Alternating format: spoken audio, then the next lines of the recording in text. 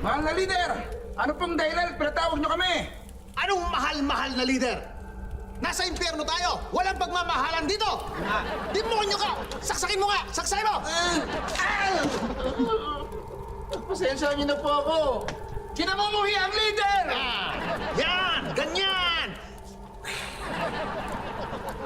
Kaya ako kayo pinatawag dahil meron tayong malaking problema. Masyado nang dumadami ang mga tao dito sa impyerno. Nagkakaroon tayo ng overcrowding. Kailangan natin ito masolusyonan. Visita leader. Dito kasi ang init-init na pagkatapos ang sikip pa natin. Opo, at ang daming nagwawelga dahil dyan.